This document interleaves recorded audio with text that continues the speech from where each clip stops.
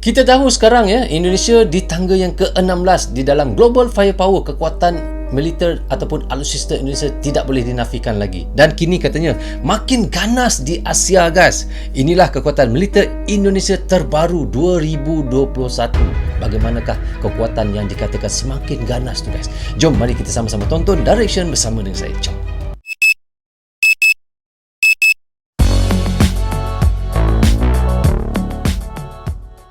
Hai guys, Assalamualaikum. Apa khabar semua? Berjumpa lagi kita di dalam Brozul Channel, guys. Apa khabar anda orang Indonesia, orang Malaysia, orang Brunei, orang Singapura dan di seluruh dunia? Apa khabar anda semua?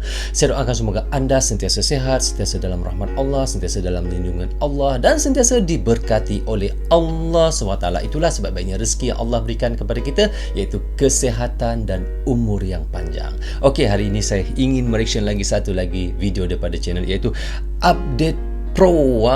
Kini subscribernya adalah 1,43 juta. Sangat banyak, guys. Hampir-hampir 1,5 juta. Wow, anda boleh pergi ke channelnya, klik butang subscribe dan klik butang lonceng. Tanda sokongan anda juga kepada Update Pro, guys. So, okay guys, hari ini tajuk yang kita ingin reactionkan hari ini adalah seperti ini, guys. Makin ganas di Asia. Inilah kekuatan militer Indonesia terbaru 2021, iaitu TNI AD, TNI AU, TNI AL. So, bagaimana ceritanya, guys? Mari kita sama-sama tonton dan reaction bersama dengan saya. Jom! Makin ganas di Asia. Inilah kekuatan militer Indonesia terbaru 2021, guys. Berdasarkan data Global Fire Index 2021, Indonesia saat ini menempati urutan ke-16 dari 140 negara 16, sebagai negara dengan militer terkuat. Daripada 140 negara, Indonesia adalah terkuat yang ke-16, guys. Bayangkan, guys, atas 20. Bayangkan daripada 140 negara. Kalau World Cup tu, guys, kalau Piala Dunia bola sepak ataupun sepak bola tu, boleh dah main Piala Dunia tu, guys. Sebab Piala Dunia kita tahu berapa ramai pasukan saja yang boleh bertanding, dan Indonesia boleh dikategorikan begitulah. Contoh, itu contoh saja, guys. Okey, kita sambung tengok, guys. Di dunia dengan indeks kekuatan 0,26884. Kekuatan militer sebuah negara bisa dilihat dari beberapa unsur seperti jumlah personel, anggaran militer, dan kekuatan di ketiga matra militer, yakni darat, laut, dan udara. Benda tu semua diukur, guys, daripada laut, dia punya tentera daratnya, tentera udaranya dan alutsistanya. Semua itu dah diukur oleh Global Firepower. Sebab itulah Indonesia ke tangga ke-16 di dalam dunia. Lantas bagaimana kondisi kekuatan militer Indonesia saat ini? Mengetahui hal tersebut, berikut ini adalah informasi mengenai kekuatan militer Indonesia di tahun 2021.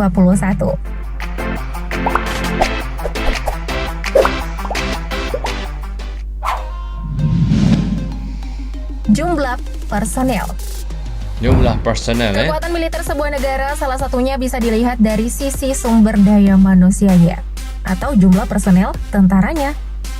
Melansir dari situs data statistik militer dunia, Global Firepower atau GFP 2021, ketersediaan jumlah personil militer di Indonesia tercatat ada di angka 1.080.000 personil yang terdiri dari 400.000. Banyak, guys, 1 juta lebih. Bukannya sikit-sikit tu. 100.000 personil aktif dan 400.000 personil aktif, serta 280.000 personel paramiliter.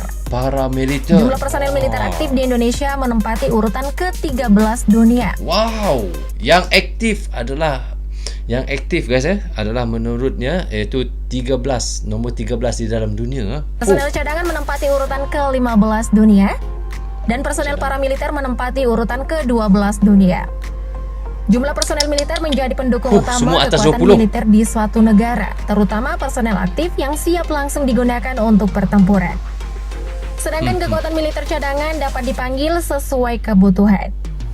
Melihat dari jumlah personil militer dan data statistik militer dunia, Indonesia berhasil menempati urutan ke-1 tingkat ASEAN sebagai negara dengan militer terkuat. Wow, beri aplaus dulu dong buat militer Indonesia. Nombor 1 terkuat di ASEAN, guys. Bayangkan di ASEAN paling kuat adalah militer Indonesia. Indonesia.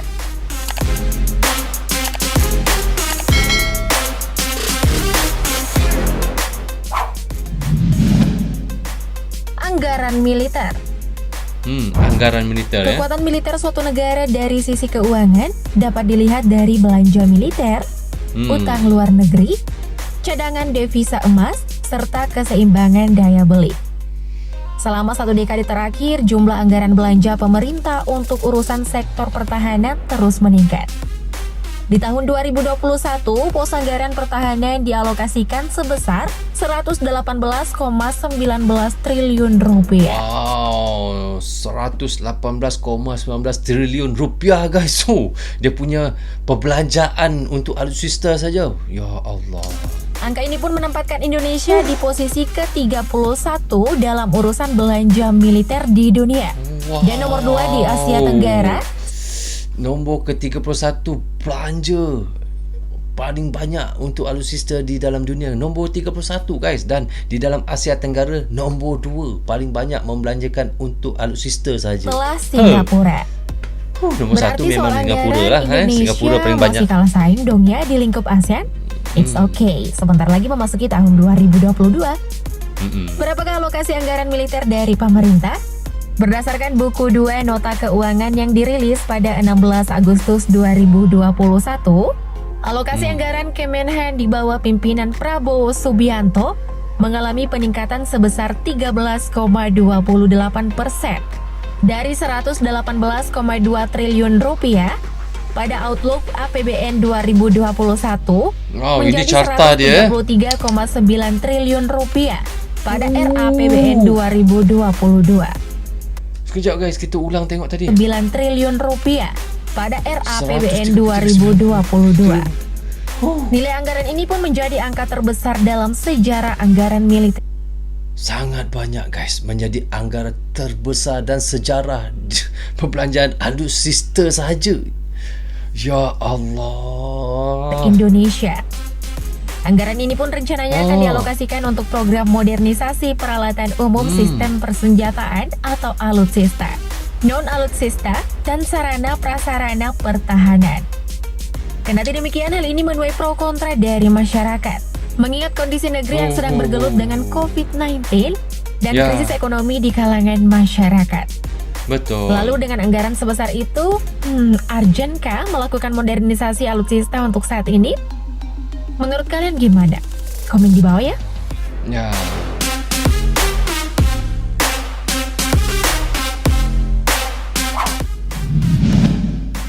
Kekuatan darat. Kekuatan militer darat suatu negara dapat dilihat dari alutsista darat yang dimiliki, seperti tank, kendaraan tempur lapis baja, artileri, serta peluncur roket. Kepemilikan tank dianggap sebagai alutsista utama yang digunakan di garis depan dalam suatu perang bersama dengan kendaraan tempur lapis baja. Di sisi lain, kepemilikan artileri, baik artileri swagerak maupun artileri tarik, merupakan alutsista jarak menengah dan jauh. Untuk kepemilikan pelontar roket, selain menjadi kekuatan darat untuk menyerang target jarak jauh, terutama lebih menjadi kekuatan psikologis untuk menekan moral musuh, biar musuh jatuh mental gitu. Dihimpun dari data Global Firepower atau GFP 2021, Indonesia memiliki 313 tank, 313 tank, kendaraan tempur lapis baja, 153 artileri gerak, 366 artileri tarik, dan 63 peluncur roket. Untuk kendaraan tempur lapis baja, terdapat 13 varian kendaraan yang dimiliki. Di antaranya terdiri dari kendaraan angkutan personil, kendaraan serbaguna, dan kendaraan atas laut nih. Untuk tank sendiri, Indonesia memiliki sejumlah tank buatan luar negeri dan beberapa unit tank Harimau made in Indonesia. TNI makin keren kan? Selain itu, kekuatan militer darat Indonesia juga dilengkapi dengan pasukan khusus atau Special Force yang berada di bawah naungan TNI AD dan eksistensinya sudah mendunia. Pasukan khusus TNI AD yang dimaksud adalah Komando Pasukan Khusus yang disingkat menjadi Kopassus. Kekuatan di sektor darat pun menjadi semakin lengkap. Sangat luar biasa, guys. Kekuatan laut. Kekuatan laut pula Kekuatan Kita laut tengok. pendukung militer suatu negara terdiri dari beberapa unsur. KRI Golo. Antara lain kapal pengangkut pesawat, kapal perusak, kapal fregat, kapal korvet, kapal selam, kapal patroli, dan kapal penyapu ranjau. Dari beberapa jenis kapal tadi, kapal pengangkut pesawat termasuk kapal pengangkut helikopter menjadi kekuatan utama militer di sektor laut karena kemampuannya mengusung pesawat tempur ke titik terdekat dengan sasaran atau pusat pertempuran. Tapi Indonesia rasanya memang tak perlu ada armada, guys, ataupun kapal induk kerana Indonesia banyak mempunyai pulau Bila banyak mempunyai pulau, sebenarnya tak perlu pun kapal induk ni, sebab Indonesia boleh menempatkan ataupun membuat bandara-bandara Indonesia ataupun bandar-bandar daripada militer di kawasan pulau-pulau yang ada di Indonesia kecuali kalau Indonesia tiada banyak pulau, harus ada kapal induk ni, tetapi rasanya tak perlu kerana Indonesia ada mempunyai sebuah pulau ataupun banyak pulau untuk menjadikan seperti kapal induk. Lalu seperti apa kekuatan militer laut Indonesia? Keep watching dan jangan di skip ya. Jangan di skip. Global Firepower atau Betul, GFP jangan di skip, guys. 2021.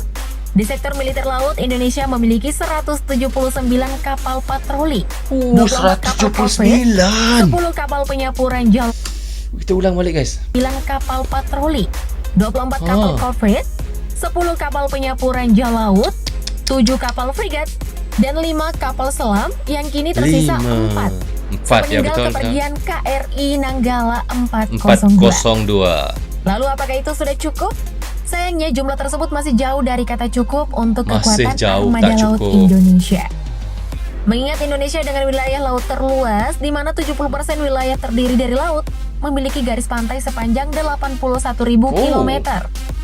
Baru saya tahu, guys, Indonesia walaupun negara dia besar, tetapi 70% negara Indonesia diseliputi dengan air lah. Maknanya 30% saja darat Dan memiliki zona ekonomi eksklusif atau ZEE seluas 3,1 km persegi yang menambah luas wilayah laut Indonesia menjadi 5,8 juta kilometer persegi. 5,8 juta kilometer persegi, sangat besar, A simple question. Kalau hilang di dalam Or a laut tu, tough guys, umpama mencari It's a question for our jarum di dalam children. sekam. Maka dari itu pihak Kemenhan ingin menambah kekuatan militer laut dan juga meningkatkan kapabilitas sekaligus mewujudkan TNI AL sebagai kekuatan kelas dunia.